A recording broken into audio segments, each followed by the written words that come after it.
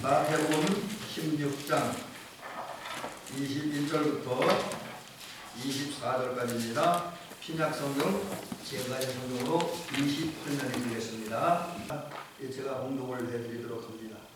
이때로부터 예수께서 자기가 예루살렘에 올라가 장로들과 대제사장들과 서기관들에게 많은 고난을 받고 죽임을 당하고 제3일에 살아나야 할 것을 제자들에게 비로소 나타내시니 베드로가 예수를 붙들고 항변하여 이르되 주여 그리 마옵소서 이 일이 결코 죽게 미치지 아니하리이다.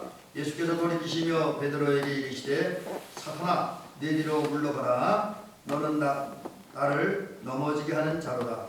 네가 하나님의 일을 생각하지 아니하고 도리어 사람의 일을 생각하는도다 하시고 이에 제자들에게 이르시되 누구든지 나를 따라오려거든 자기를 부인하고 자기 십자가를 지고 나를 따를 것이니라.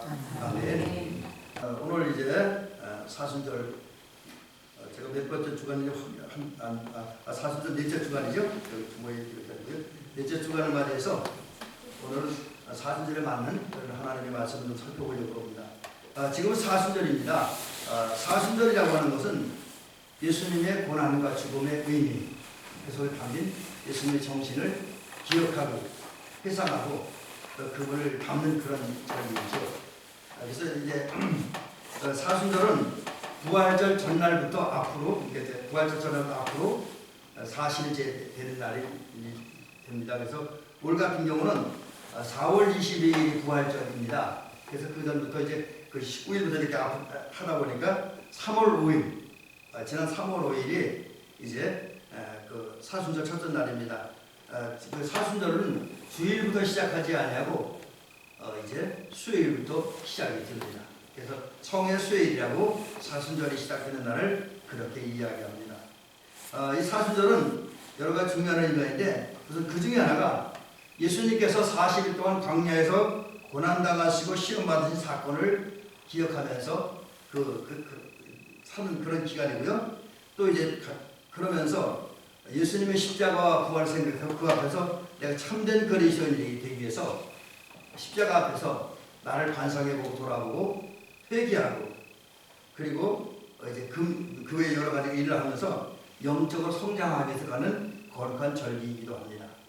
그러면서 이건 단순히 고난만 생각하는 것이 아니라 장차 있을 부활절의 기쁨과 그 어떤 감격을 이해하기 위해서 오늘 이제 그 고난의 길을 걷는 그런 그런 기간이기도 합니다. 근데 이런 사순절이 되면 요즘은 많이 이제 그런 것이 사라졌는데 우리 교회사 속에 보면 이 사순절이 되면 이제 절제해야 될 일이고요. 적극적으로 해야 될 일이 있습니다. 오늘 절제해야 될 일을 굳이 살펴보지 않고 해야 될 일만 한 네 가지 정도를 네 가지를 말씀드리려고 합니다. 간단하게. 첫째는 금식합니다. 이 사순절 기간에 어떤 분들은 하루에 한 끼, 또 그렇지 않은 경우는 적어도 이제 고난 주간에는 하루에 한 끼 금식하고 또 이제 성금요일 되는 날에는 이제 그 하루를 금식하는 경우가 많이 있습니다. 금식하는 것은 이제 육체의 어떤 욕망과 쾌락을 억제하고 신앙 영적 삶에 집중하기 위해서 이제 금식을 합니다. 그 다음에 이제 두 번째는 기도와 찬양하는 데 열심히 냅니다. 물론 다른 기간에도 기도하고 찬양하는 성도들이 열심히 해야 되지만 사순절 날에는 더욱더 고난당하신 십자가의 길을 걸어가신 예수님을 생각하면서 그분과 거룩한 영적인 교통을 나누기 위해서 좀 더 다른 날보다 많이 기도하고 찬양하는 그런 절기가 바로 사순절 기간이고요. 그 다음에 사순절 기간은 자선활동을 열심히 하는 날입니다.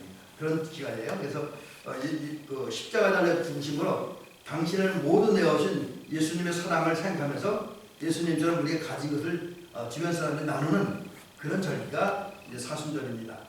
그 다음에 이제 사순절에는 뭐니 가장 중요하게 자기 반성과 회개, 아까도 말씀드렸는데 이제 늘 말씀을 읽으면서 자기 자신의 삶을 돌아보고 회개하는 그런 시간을 갖습니다. 자, 지금 우리는 이러한 사순절을 보내고 있습니다. 그래서 이러한 사순절을 우리가 바라보내기 위해서 우리가 해야 할 일이 하나 있습니다. 그게 뭐냐? 히브리서 3장 1절에 보니까 우리 할 일이 이 사순절 기간에, 특별히 사순절 기간에 우리가 할 일이 제시되어 있습니다. 그 말씀을 공독해드리면 이와 같습니다. 그러므로 함께 하늘의 부르심을 받은 거룩한 형제들아, 우리가 있는 도리의 사도시며 대제사장이신 예수를 깊이 생각하라. 이 말씀에 보면 사순절 기간에는 우리 다른 날도 마찬가지지만 특별히 사순절 기간에는 예수님을 깊이 생각하라고 말씀합니다. 자, 그러면 예수님을 깊이 생각한다 라고 하는 것은 어떤 의미가 있고 어떻게 하는 것이 예수님을 깊이 생각하는 것이냐라는 거죠. 이 깊이 생각한다는 말 그 자체에는 그런 뜻이 있다 그래요. 마음을 고정시킨다는 거예요. 집중한다는 거예요. 그리고 그런 상태에서 깊이 생각하는 거예요. 아주 깊이 생각하는 거라고 합니다. 뭘 깊이 생각합니까? 그리고 그 깊이 생각하고 그러는 가운데 얻은 결론을 따라서 살아가는 거. 이게 이제 생각하는 건 단순히 상상, 이상, 머리 쓰는 것에 끝나는 것이 아니라 실천적인 부분까지 포함이 되어집니다. 그래서 예수님을 깊이 생각한다 하는 것은 이제 우리가 성경에 드러난 예수님, 또 우리가 살면서 느끼고 경험했던 예수님에 대해서 생각하는 거예요. 우리의 마음과 생각을 다른 데도 그렇지만 사순절 기간은 더욱더 우리의 마음과 생각을 예수님께 집중시키는 겁니다. 예수님께 집중하는 거예요, 우리의 마음을. 그리고 이제 그런 상태에서 성경에 나타난 예수님, 또 우리 삶 속에서 나타나고 역사하셨던 우리 은혜를 주셨던 예수님을 깊이 생각하고, 그러는 가운데 내가 느낀 것을 지쳐내서 베드로가 위대한 신앙 고백을 했던 것처럼 우리가 하나님을 바로 알고 바로 믿고 바른 신앙 고백을 합니다. 그리고 그것을 끝나는 것이 아니라 바른 신앙 고백을 했으면 그에 합당한 모습으로 살겠다 결단하고 그런 삶을 살아가는 것이 이제 예수님을 깊이 생각하는 것이다 라는 거죠. 자, 우리 대면교 성도님들은 이러한 예수님을 깊이 생각한다라는 말씀의 의미를 기억하면서 오늘 이후로 적어도 사순절 기간에는 예수님 더 깊이, 더 많이 생각하시기 바랍니다. 곧 더 많이 우리 생각이, 우리의 마음이 예수님께 집중되어 있기를 주의 이름으로 축원합니다. 예수님의 우리의 마음과 생각, 또 삶도 집중되어 있고, 그리고 그런 상태에서 이런 상황에서 예수님은 어떻게 살았을까, 말씀하실까, 어떻게 행동하실까, 그런 부분을 생각하고, 또 성경을 통해서 예수님이 하신 말씀들의 의미와 정신, 그리고 요구사항도 깊이 생각하면서 살고, 그러는 간 깨달아지고 느껴진 것을 신앙으로 고백하며 살아가는 저와 여러분들이 되는 줄 믿습니다. 자, 그런데 이제 우리가 예수님을 생각하며 살기 위해서는 우리가 해야 될 일이 하나 있습니다. 그게 뭐냐면 이제 우리는 예수님이 이 땅에 살면서 집중적으로 했던 일이 뭐냐? 예수님의 관심이 어디에 쏠렸으며 그 관심을 쏟는다면 예수님 관심을 가진 그 일을 위해서 어떻게 사셨는가? 그래서 저는 이것을 예수님이 집중하셨던 삶이 무엇인가, 집중했던 일이 무엇인가 이렇게 표현해보고 싶습니다. 그렇습니다. 우리는 예수님이 집중하신 일이 무엇인지를 살펴봐야 돼요. 그리고 예수님 집중하신 그 일에 우리의 마음과 생각을 쏟아야 돼요. 그럼 모아야 돼요. 그리고 예수님이 집중하는 가운데 하시려고 했던 일들을 하면서 살아가는 우리 대미교회 성도들이 되길 줄 믿습니다. 자, 그러면 예수님 집중하신 일이 뭡니까? 한두 가지를 얘기할 수는 없겠죠. 그러나 그저 대표적인 한 가지만 말씀드리면 요한복음 6장 38절에서 찾을 수가 있습니다. 예수님 집중하신 것. 그게 뭐냐? 내가 하늘에서 내려온 것은 내 뜻을 행하려 함이 아니요 나를 보내신 이의 뜻을 행하려 함이라. 여기 보면 예수님이 세상에 오신 목적이 있습니다. 그 목적이 뭐냐? 하나님의 뜻을 행하는 것. 나를 보내신 이, 곧 하나님의 뜻을 행하는 것이 예수님의 목적이라는 거예요. 그래서 거기에 지금 예수님은 모든 삶을 집중시키는 겁니다. 그래서 예수님은 이제 하나님의 뜻을 이루는 일에 집중했기 때문에 그 일을 이루는 데 필요한 일을 하겠다라고 또 다짐을 합니다. 그래서 예수님의 집중은 하나님의 뜻에 집중되어 있고 하나님의 뜻을 이루기 위해서 해야 될 일에 집중되어 있습니다. 그게 뭐냐? 그러면 하나님의 뜻이 뭐냐? 당신이 이루려고 했던 하나님의 뜻이 뭐냐? 그 요한복음 6장 39절 40절에서 또 이렇게 말씀합니다. 나를 보내신 이의 뜻은 내게 주신 자 중에 내가 하나도 잃어버리지 않고 마지막 날에 다시 살리는 것입니다. 그 다음에 40절에 보니까 내 아버지의 뜻은 아들을 보고 믿는 자마다 영생을 얻는 이것이니 마지막 날에 내가 이를 다시 살리리라. 이런 말씀이 여기에 보면 예수님께서 집중하셨던 예수님이 이루기 위해서 집중하신 하나님의 그 하나님의 뜻을 이루기 위해서 예수님이 집중하셨고 집중하는 일들이 있습니다.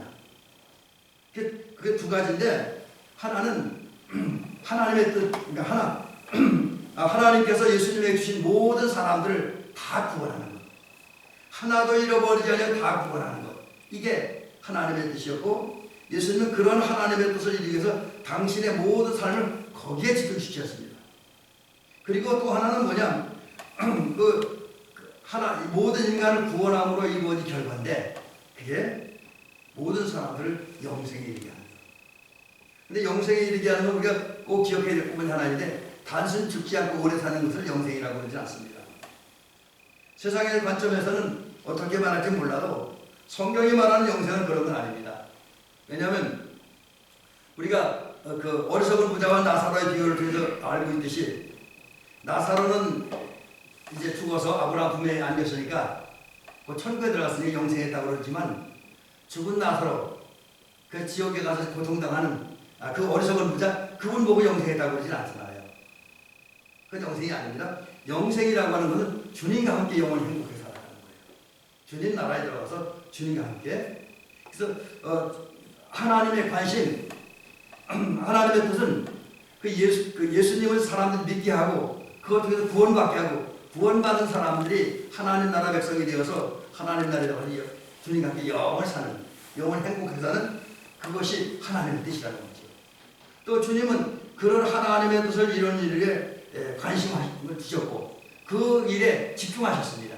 그래서 우리가 예수님이 세상에 오셔서 사셨던 33년 생애 그리고 또 더 나아가 마지막 3년 예수님의 공생에 살펴보면 그 중심은 그 목표는 항상 하나님의 뜻을 이루는 일에 있었습니다. 인간을 구원하고 구원하는 인간들에게 영생에 이르게 함으로써 이제 하나님의 뜻을 이루는 일에 주님은 관심을 하셨고 그 일에 집중하셨습니다. 그러다 보니까 예수님께서 그 하나님의 뜻을 이루기 위해서 행하신 일을 곧 사람을 살리고 구원함에 이르게 하고 영생에 이르게 하기 위해서 주님께서 집중적으로 하신 일 그거 있습니다. 이게 오늘 본문에 나타나 있는데 본문을 통해서 예수님은 당신이 최종적인 관심을 갖고 행하신 일을 하나님의 뜻을 이루기 위해서 행하실 일에 동참하겠다고 선언하십니다. 그게 뭐냐면 오늘 마태복음 6장 22절에 이렇게 얘기하고 있죠. 이때로부터 예수 그리스도께서 자기가 예루살렘에 올라가 장로들과 대제사장들과 서기관들에게 많은 고난을 받고 죽임을 당하고 제3일에 살아나야 할 것을 제자들에게 비로소 나타내십니다. 지금 예수님은 사람들 앞에서 하나님의 뜻을 이루기 위해서 집중적으로 당신이 해야 될 일, 당신이 가장 큰 관심을 갖고 집중적으로 해야 될 일 말씀하고 있는 거예요. 그게 세 가지입니다. 그 세 가지를 본문에 보니까 하나는 고난을 당합니다. 고난을 당해요. 근데 누구에게 고난당하느냐? 여기에 보니까 장로들과 대제사장들과 서기관들이라고 했습니다. 이들은 유대 사회에서 가장 많은 존경을 받는 사람들이에요. 많은 유대인들이 서기관들과 제사장들, 장로를 존경합니다. 그건 좋은 면이죠. 근데 그러면서도 내면적으로 다릅니다. 그들의 내면 세계를 주님께서 말씀하시기를 주님은 그들이 독사의 새끼들이라고 그랬잖아요. 여러분 욕 중에 가장 무서운 욕이 독사의 새끼들입니다. 그죠? 그래서 여러분 아무리 화가 나도 뭐 개는 욕할 수 있어요. 화가 나면. 근데 독사의 새끼들이라는 욕을 하지 마세요. 그건 사람을 완전히 저주하는 거니까. 그건 마귀 새끼라고 욕하는 그런 욕을 하면 안 돼요. 근데 예수님께서 그런 욕을 했던 사람들인데 그 중에 한 사람이 이제 바리새인들이고 또 서기관 제사장들 이런 사람 사내들이 공예입니다. 왜? 그들은 겉으로 사람들이 존경받는 모습이었고 실제 존경받았지만 내면적으로 심각한 문제가 있었잖아요. 권력욕, 명예욕, 재물욕에 사로잡힌 사람들입니다. 그들은 오직 권력욕, 명예욕 그걸 얻기 위해서 그걸 지키기 위해 살았던 사람들입니다. 겉으로는 경건한 척하는데 겉으로는 거룩한 척하는 내면 세계는 그런 거였어요. 그래서 자기들의 자리를 조금이라도 위협하고 자기들의 명예를 조금 더 추락시키거나 뺏어가는 사람들은 여지없이 처단하잖아요. 그런 경우가 뭡니까? 예수님이 자기들의 자리를 위협하고 예수님이 자기들의 명예와 인기를 뺏어가니까 예수님을 미워하잖아요. 호시탐탐 죽일 기회를 찾잖아요. 그 실제로 이들이 예수님을 결국 십자가에 못 박아 뒤지잖아요. 그래서 예수님은 이 사실을 아는 겁니다. 또 예수님은 그렇게 고난 당해야 됩니다. 왜? 그것이 하나님의 뜻이고 하나님이 인간 구원을 위해서 인간에게 하나님 나라 영생을 주기 위해서 정하는 코스이기 때문에 과정이기 때문에 예수님은 그 일을 가야 돼요. 그걸 예수님께서 하셔서 나는 힘들지만 고통스럽지만 예루살렘에 올라가서 고난을 당하겠다라고 결단하십니다. 그리고 그 사실을 말씀합니다. 고난당하는 거 슬픈 일이고 괴로운 일이지만 예수님은 결코 피하지 않고 그대로 당하겠다고 하면서 그걸 받아내십니다. 그리고 그런 결심을 선포하는 거예요. 그 다음에 두 번째는 예수님께서 하나님의 뜻, 그리고 당신이 관심을 갖고 집중하는 일을 이루기 위해서 하시는 일을 또 하나 알려주는데 고난만 당하는 끝나는 것이 아니라 십자가에 죽는다는 거죠. 죽는다. 여러분 그 예수님의 생애를 보면 오심도 영광 얻기 위해서 권세 차지하기 위해서 명예를 얻기 위해서 오신 것도 아닙니다. 또 사신 과정들을 보면 모든 것은 그렇게 전혀 거리가 멀었어요. 오직 고난당하고 희생당하고 그리고 최종적으로 그분의 행적이 뭡니까? 예루살렘에 올라가는데 예루살렘에 왜 올라갑니까? 왕대 되려고 권력 차지하려고 돈 벌려고 올라가는 거 아니잖아요. 투자하려고 올라가는 거 아니잖아요. 예루살렘에 죽으러 올라가십니다. 죽으러. 십자가에 죽으러. 왜? 그게 당신이 관심을 갖고 집중한 그 일을 이루는 방법이니까. 또 당신이 목표로 했던 하나님의 뜻을 이루는 길이니까. 당신이 세상에 오신 목적인 하나님의 뜻을 이루는 길이니까 십자가에 죽으러 예루살렘에 올라가신 거예요. 그리고 지금 그런 과정이 가이사라 빌립보라고 하는 여기에서 베드로로부터 위대한 신앙 고백을 듣고 그리고 그래서 기분이 많이 좋은 그때에 그래서 너무 기분 좋아서 베드로에게 천국 열쇠를 준다고 그의 이름을 바꿔주시는 복도를 주신 다음에 좋은 그런 기분 좋은 상태에서 오히려 그는 예수님은 말씀하잖아요. 고난당하고 십자가에 달려 죽은 거다. 이게 예수님의 선택. 그러나 예수님의 그 말씀은 하나님의 뜻을 이루기 위해서 당신이 거쳐야 과정을 말씀하는데 거기만 끝나는 것이 아니라 나는 구원한다. 하나님께서 나를 다시 살려줄 것이다. 나는 그러한 하나님의 역사에 동참해서 부활할 것이다. 제3일 만에 다시 살아나야 된다.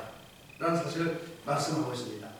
자, 그러면 예수님께서 왜 이 사실을 굳이 제자들에게 말씀하셨을까?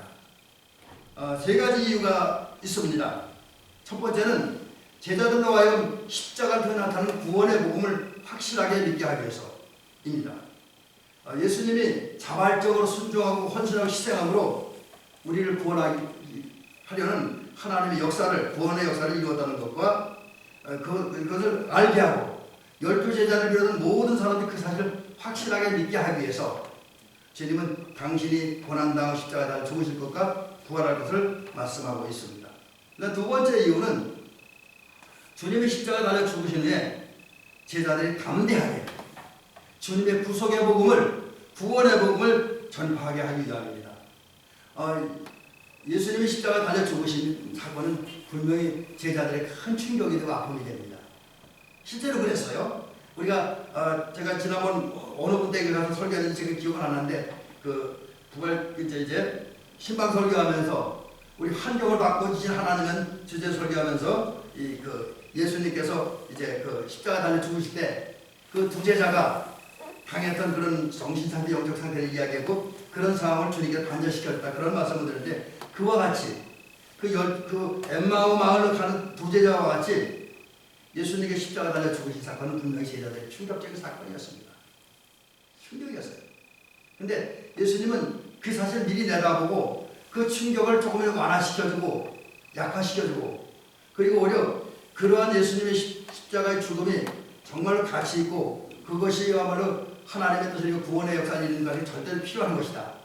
이 사실을 믿고 그리고 오히려 그 십자가 통해 나타난 예수의 사랑을 예수님의 은혜를 하나님의 은혜 사랑을 증거하기 위해서 미리 알려준 거예요. 그 다음에 세 번째는 예수님의 제자들이 예수님을 본받아서 십자가의 고난을 능히 감당하기 위해서 사실 우리가 신앙생활 잘하고 또 전도사들이 세상에 나가서 복음을 전해서 복음이 확장되면 확장될수록 부흥의 역사가 일어나면 일어날수록 사탄은 더 강력하게 역사합니다. 때문에 구원의 역사, 복음이 더 왕성하게 전파되어지고 믿는 사람의 수가 더 늘어나고 여기저기 하나님의 역사가 나타나면 전도자들, 주의 일꾼들, 성도들은 더 많은 핍박과 혼란을 당합니다. 이러한 때에 성도들이 그 믿음으로 소망 가운데 인내하면서 그런 고난을 극복하게 하고 그러면서 자신들에게 주어진 그 생명의 길을 잘 걸어가며 사명을 잘 감당하기 위해서 주님은 이제 당신이 십자가에 달려 죽으실 것과 부활할 것을 미리 예고해 주셨습니다. 주님은 당신에게 집중하는 그림, 오직 하나님의 뜻을 이루는 데 집중하셨고 하나님의 뜻을 이루려면 전도하고 전도를 통해서 많은 영혼을 구원하고 그리고 그 구원한 영혼들을 하나님 나라에 들어가 영생에 하는 거기에 목표를 두셨습니다. 그 일을 이루기 위해서 지금 당신이 십자가의 죽으심과 부활을 예고하는 거예요. 그래서 이런 모습을 보면 주님의 어디에 집중했냐? 결국은 하나님의 뜻을 위해서 십자가 달려 죽으시는 그 일에 집중되어 있습니다. 그리고 부활에 집중되어 있습니다. 그런데 이러한 주님의 말씀을 들은 제자들은 큰 충격을 받습니다. 아직 예수님 돌아가시지도 않았는데 제자들은 이미 큰 충격을 받아요. 엄청난 충격을 받습니다. 그 중에서 가장 큰 충격을 받았던 사람이 베드로입니다. 그래서 예수님의 말씀, 예수님이 십자가 달려 죽으실 것이라고 하는 그리고 부활할 것이라는 말씀을 듣고 큰 충격을 받은 베드로가 예수님을 붙잡습니다. 그리고 말합니다. 그래서 오늘 그 베드로가 말하는 것을 오늘 성경은 항변한다 이렇게 기록합니다. 항변하다. 옛날 개약 성경은 가난다 이렇게 되어 있는데 오늘 우리가 성경에는 항변한다라고 되어 있습니다. 이 말이 오히려 개혁개정 성경이 개혁 성경보다는 좀 잘 표현한 것 같아요. 근데 그럼 그 항변한다는 말이 어떤 의미를 가지고 있느냐? 이게 좋은 의미가 아닙니다. 어떤 말이냐면 비난한다, 또 꾸짖다, 책망하다 그런 뜻이 있다고 해요. 그러니까 지금 베드로는 예수님이 십자가에 죽으시고 부활하니까 이 말을 듣고 고난당하 십자가에 죽고 부활한다는 이 말을 듣고 충격을 받고 그 충격 때문에 예수님께 뭔가 말하는데 그냥 이렇게 부탁한 정도가 아니에요. 지금 여기는 예수님을 비난합니다. 비난하는 틀로 말해요. 꾸짖는 틀로. 쉽게 그렇게 하면 안 된다. 예수님이 다 잘못하는 겁니다. 뭐 이렇게 꾸짖으면서 책망하면서 예수님을 향해 말을 해요. 그러면서 이제 그거 하는 거는 그런 비난하는 틀로 꾸짖는 틀로 말을 하는데 그 말하는 구체적인 내용은 그런 거지요. 이제 주여 그리 마옵소서. 주여 그리 마옵소서. 이 말은 무슨 얘기입니까? 꾸짖는 틀로 비난하는 틀로 예수님 고난당하지 마세요. 십자가에 죽지 마세요. 이렇게 얘기를 합니다. 또한 그 다음에 보니까 이 일이 결코 주께 미치지 아니하리이다. 당신은 우리의 영웅이고 우리의 메시아입니다. 우리의 왕입니다. 당신은 능력 있지 않습니까? 그게 당신은 결코 고난당하는 일, 십자가에 못 박힌 일은 없을 것입니다. 또 그때로 더님을 지금 우리의 마음으로는 우리는 당신이 그렇게 고난당하고 십자가에 못 박히도록 방관하고 방치하지는 않겠습니다. 이런 의의를 표현합니다. 이 말을 하는 베드로의 심정은 물론 나중에 변질되긴 했지만 진실됐습니다. 그렇게 되고 싶어서 베드로는 예수님이 고난당하고 십자가에 달려 죽는 일을 원하지 않았습니다. 왜? 여기에는 또 다른 목표가 있어요. 또 다른 이유가 있습니다. 그 이유가 뭐냐? 별로 좋은 거 아닙니다. 그 이유는 뭐냐면 예수님을 잘못 알았기 때문입니다. 잘못 알고 잘못 믿었어요. 조금 전까지만 해도 하나님의 은혜를 힘입어서 예수님을 바로 알고 바로 믿음으로 너희는 나를 누구라고 하느냐 예수님의 질문을 받고 주는 그리스도시요 살아계신 하나님의 아들이라고 함으로써 예수님을 엄청 기쁘게 드리고 예수님부터 위대한 약속을 받았던 그 베드로가 예수님이 그 하나님의 뜻을 따르기 위해서 당신이 걸어가야 그 길을 예고해 주실 때에 충격을 받고 이제 십자가에 달려 죽지 말라고 간청을 합니다. 왜? 만약에 예수님이 고난당하고 죽으면 베드로 다른 제자들 꿈은 물거품이 다 날아가 버립니다. 왜 그러냐면 지금 제자들이 생각하는 예수님 어떤 분이냐? 메시아는 맞습니다. 이스라엘 백성들이 오랫동안 기다리는 메시아는 맞습니다. 근데 이사야가 말씀했던 이사야 선지자가 예언했던 또 하나님이 원하셨던 그런 메시아상이 아닙니다. 이 능력 많으신 예수님이 로마와 싸워 이기고 로마를 쳐부수고 이스라엘 독립시키고 이스라엘 새로운 왕국을 건설하고 왕이 오른 다음에 왕이 오른 후에 자기들을 한 자리 뭐 국무총리든 국방부 장관이든 교육부 장관이든 뭐 하나 주기를 바라는 그래서 그런 예수님의 혜택을 입어서 온 한 자리 차지하고 국위와 영화 권세 누리고 돈도 벌고 뭐 이런 욕심을 가지고 있었습니다. 근데 이런 욕심 이런 꿈이 예수님이 살아계셔야 가능하다는 거죠. 그때 생각할 때 예수님 고난당 십자가 달려 죽으면 끝장나요. 그렇기 때문에 죽지 말아달라고 고난당하지 말아달라고 부탁을 합니다. 자신의 욕망을 위해서 지금 제자는 예수님 먼저 자기 욕망을 성취하기 위해서 자기 이권을 성취하기 위해서 지금 혈안이 되어 있습니다. 어쩌면 이런 베드로 또 다른 제자들 같은 그런 생각을 가지고 오늘 많은 사람들이 신앙생활을 하고 있는 것도 사실입니다. 어떤 사람들은 인간적인 동정, 인간적인 연민 때문에 예수님 십자가 달려 죽지 말라고 하는 경우도 있고요. 또 자신들은 또 주변 사람들 인간적인 동정 때문에 연민 때문에 그 고난의 길, 그 어려움의 길 가지 말고 쉽게 신앙생활을 해. 그렇게 이야기도 합니다. 또 어떤 때는 자기가 사랑하는 사람이 고난당하는 안타까운 그 연민점 뭐 그런 것 그리고 또 자기가 예수님이 만약에 예수님 원하는 데 신앙생활하고 또 성경적으로 예수님이 죽으시면 또 우리 입장에서는 성경대로 신앙생활하면 사람의 꿈과 욕망을 이룰 수 없으니까. 그래서 많은 사람들이 예수님을 통해서 복을 받고 예수님을 통해서 병고침을 받고 예수님을 통해서 자기가 원하는 일을 이겨가는 목적을 가지고 신앙생활하려고 하는 사람들은 결국 예수님이 원하는 그 다른 생각, 다른 마음을 품고 예수님과 관계없는 삶을 시작한다는 거죠. 근데 여러분 이러한 삶은 인간적으로는 공감이 갈 수도 있고 이해할 수도 있지만 하나님은 결코 용납하지 않습니다. 그래서 오늘 본문에 보면 베드로가 잘못된 이야기를 할 때 주님은 엄하게 생각하는 거예요. 뭐라 그럽니까? 오늘 23절을 보시기 바랍니다. 여기 아주 무서운 얘기가 있는데 베드로가 뭐 그러는 거예요? 사탄아 내 뒤로 물러가라. 사탄아 물러가라. 근데 여러분 이 말씀을 오해하지 마시기 바랍니다. 베드로가 사탄이라는 얘기는 아니에요. 베드로가 사탄이라는 얘기는 아닙니다. 다만 베드로의 마음과 생각을 잘못되게 만들어서 예수님이 원하지 않는 말을 하고 예수님이 원하지 않는 내면적으로 예수님이 원하지 않는 마음과 생각을 품고 예수님이 원하지 않는 말과 행동을 하는 그게 사탄이라는 거예요. 베드로 자체는 사탄은 아니지만 잘못된 말을 할 때 이미 베드로는 사탄에 사로잡혔다는 거죠. 여러분 그렇습니다. 오늘 저와 여러분들이 하나님 앞에 살 때에 우리는 마귀 아닙니다. 우리 사탄이 아니에요.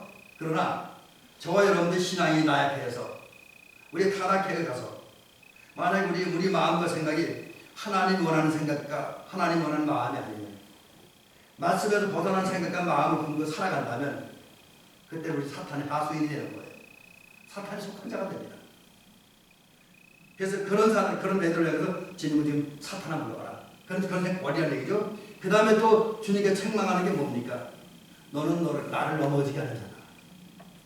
너 말은 어쩌면 내가 고난당하면 편안하게 살려고 하는 그런 말처럼 들려서 좋기는 한데 육신적으로 좋긴 한데 그런 내면적으로 들여다보면 하나님의 뜻을 어기게 하는, 하나님의 제지도를 유혹하는, 그래서 나는 영적으로 신앙으로 쓰러뜨리는, 함정으로 몰아뜨리는 그거 똑같아 라고 지금 책망하고 있는 거예요. 넘어지게 하는 자. 여러분 그렇습니다. 우리가 하나님의 뜻과 다른 마음과 생각을 품고 비성경적이고 비진리적인 그런 생각과 마음을 품고 말하고 행동한다면 그건 우리가 넘어지는 거예요. 뒤집는 거예요. 함정에 빠지는 겁니다. 더 나아가 오늘 주님은 또 하나 하는데 너는 사람의 일을 생각한다. 하나님의 일을 생각하지 않고 사람의 일을 생각한다. 하나님의 뜻에 어긋난 말들을 하고 잘못된 생각을 하면, 성경에 빗나간 말이라고 생각을, 그런 말, 행동을 한다면 그것은 하나님 뜻에 합한 삶이 아니라 사람의 뜻에 합한 삶이다. 사람의 일을 생각하는 거다라고 말씀하면서 책망하고 있습니다. 자, 이제 이런 책망을 듣고 이제 오늘 본문 말씀을 통해서 우리가 깨닫는 것이 있습니다. 여러분, 오늘 저와 여러분들이 이제 바른 신앙생활을 해야 됩니다. 저와 여러분들은 베드로와 같은 책망을 듣는 성도가 아니라 오히려 주님이 기뻐하는 삶을 살아가는 저와 여러분들이 될 줄로 믿습니다. 그러기 위해서 우리들은 어떻게 살아야 됩니까? 결국 주님은 이제 베드로에게 그의 잘못된 행동, 비신앙적이고 비성경적이고 주님의 마음과 뜻을 어긋난 말을 하고 행동하는 베드로를 책망하신 다음에 그가 가야 할 길을 얘기해 줍니다. 그게 이제 오늘 맨 마지막 절 마태복음 6장 24절에 나타나 있습니다. 이에 예수께서 제자들에게 이르시되 누구든지 나를 따라오려거든 자기를 부인하고 자기 십자가 지고 나를 따를 것이냐. 여러분, 우리가 예수님과 같이 하나님의 뜻을 이루는 일에 관심을 갖고 하나님의 뜻을 이루기 위해서 사람을 구원받게 하고 영생에 이르게 하는 이르게 하는 하나님의 역사에 동참하려고 하면 우리가 어떻게 살아야 되냐. 오늘 성경은 예수님은 마태복음 6장 24절에 두 가지를 말씀하고 있습니다. 두 가지. 첫째는 자기를 부인해야 된다. 자기를 부인한다라고 하는 말은 그런 의미가 있어요. 포기한다. 포기하는 거. 이게 거절하는 거. 그 다음에 좀 말은 그렇지만 저버린다는 뜻도 있고 배반한다는 뜻도 있습니다. 근데 여기서 배반한다는 말을 마치 가론유다처럼 예수님 배반은 그런 측면을 이해할 것이 아니라 또 다른 측면을 이해하면 의미가 있게도 들려집니다. 그래서 이런 제가 지금 부인한다는 말을 네 가지 뜻으로 말씀드렸는데 이런 의미를 종합해 보면 결국 자기를 부인한다고 하는 것은 주님과 관계없는 주님의 뜻에 어긋난 말씀을 빗나간 자신의 의지, 자신의 생각, 자신의 욕망을 포기하는 거예요. 베드로처럼 예수님을 통해 뭔가를 성취해보려고 하는, 권력을 얻고 명예를 얻고 자기 욕망을 성취하려고 하는 그런 의지, 그런 마음을 포기하는 거, 버리는 겁니다. 또 우리를 잘못된 하나님의 뜻에서 어긋난 말을 하고 생각을 하게 되면 우리 유혹하는 모든 것들을 단호히 물리치는 거예요. 과감하게 물리치는 겁니다. 만약에 지금까지 우리가 그런 세력들과 짝하고 그런 세력과 연합해서 살았다고 한다면 그것을 좀 배신하는, 거절하는, 그게 이제 자기 부인입니다. 근데 우리가 정말 주님 보시기에 합당한 삶을 살려면 하나님의 관심 가졌던 그 일을 우리가 하려고 해요. 예수님이 관심에 집중했던 그 일, 하나님의 뜻을 이루고 하나님의 뜻을 위해서 사람의 영혼을 구원받게 하고 하나님 나라 확장하고 사람의 영생에 이르게 하는 하려는 그런 하나님의 역사에 동참하려고 하면 우리는 이런 의미를 자기 부정을 해야 됩니다. 하나님께 관계없는 하나님의 말씀과 거리가 먼 진리에서 어긋난 이런 여러 가지 욕망들, 이런 유혹들을 과감하게 뿌리치고 부정을 해야 됩니다. 과거에 그런 세력들과 결탁해 있었다고 그들과 끊어서야 됩니다. 이혼도 되고 배신도 되는 거죠. 그래야 된다라고 하는 거죠. 그 다음 두 번째는 자기 십자가를 져야 된다. 오늘 주님은 분명히 또 말씀합니다. 아무든지 나를 따라오려거든, 누구든지네요. 누구든지 나를 따라오려거든 자기를 부인하고 그 다음에 자기 십자가를 져야 된다. 여러분, 우리가 십자가 하면 어떤 생각입니까? 십자가 된다. 무슨 느낌이 옵니까? 우선 우리는 십자가를 든다고 한다면 고난과 희생을 해야 돼요. 어렵다, 힘들다 라는 생각을 합니다.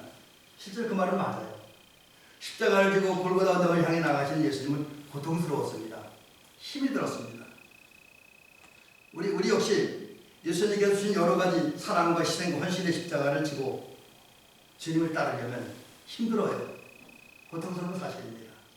그러나 그 힘든 그 고통에는 의미가 있어요. 희망이 있습니다. 소망이 있습니다. 왜? 그런 십자가 된 뭐가 있을까요? 부활이 있습니다. 부활이 있어요. 그 생명의 부활이 있습니다. 그래서 그 힘이 있어요. 근데 십자가를 진다는 것은 물론 부활을 소망하지만 고난이 있는 것만 고난이 있는 사실인데 그것과 함께 또 다른 의미가 있습니다. 그게 뭐냐? 십자가를 진다라고 하는 건 순종한다는 의미도 있습니다. 그래서 저와 여러분들이 오늘 하나님의 말씀에 온전히 순종한다고 한다면, 하나님의 뜻을 깨닫고 그 뜻을 온전히 순종한다라고 한다면, 그리고 하나님께서 교회와 사회를 통해서 우리에게 주신 사명에 온전히 순종하면 주님이 우리에게 십자가 지는 거예요. 그래서 지금 오늘 본문에서 우리가 예수님이 가졌던 그 일을, 예수님 집중하시던 그 일을 우리 따라하려면 십자가를 졌는데, 우리가 져야 십자가는 물론 그런 삶을 살려면 힘들고 어렵기도 합니다만, 그러나 중요한 건 순종이에요. 순종. 저와 여러분들이 오늘 이후로 성경을 읽으면서 성경 속에 나타난, 성경을 읽으면서 깨달은 하나님의 말씀, 하나님의 뜻을 순종한다고 한다면 주님께서 나에게 주신 십자가를 지는 거예요. 또 하나님의 신앙생활하면서 교회 사회 속에서, 사회 속에서, 가정 속에서, 여러 것 속에서 하나님이 나에게 주신 사명을 깨닫고 그 사명이 좀 버겁더라도 내가 받아들이고 그 사명에 순종한다라고 한다면 저와 여러분들은 십자가를 지는 겁니다. 또 그런 십자가를 지고 그렇게 순종하며 살아갈 때에 우리는 하나님의 뜻을 이루려고 하는, 그리고 또 하나님의 뜻을 이루기 위해서 사람을 구원하고 영생에 이르게 하려고 하는 하나님의 역사, 주님의 역사에 동참하는 겁니다. 이제 말씀 마치겠습니다. 이 사순절 기간에 우리는 예수님을 본받아야 됩니다. 예수님을 배우고 예수님 따라가야 돼요. 그럼 우리가 본받아야 할 예수님은 어떤 예수님이냐? 하나님의 뜻을 이루기를, 오직 하나님의 뜻을 이루기를 소원하고 그 하나님의 뜻을 이루기에 집중하셨던 그 예수님을 배워야 돼요. 그러기 위해서 예수님이 그랬던 것처럼 우리의 그 많은 사람을 살리려고 하는, 모든 사람을 구원하고 살리려고 하는, 그래서 영생에 이르려고 하는 하나님의 역사에 동참해야 됩니다. 그러려면 편히 지내는 건 아니잖아요. 주님이 그랬던 것처럼 우리는 주님이신 사랑의 주님이신 십자가를 져야 돼요. 물론 자기 부정을 하고 십자가를 지는데, 그 십자가는 성경 속에 나타나는 하나님의 말씀, 성경 속에 나타나는 하나님의 뜻, 또 우리가 교회를 현장에서 또 삶의 현장에서 하나님이 우리에게 주신 사명에 순종하는 이 삶을 산다고 한다면 우리가 주님을 본받고 주님처럼 살아가는 것입니다. 이런 삶을 사시기를 주의 이름으로 축원합니다.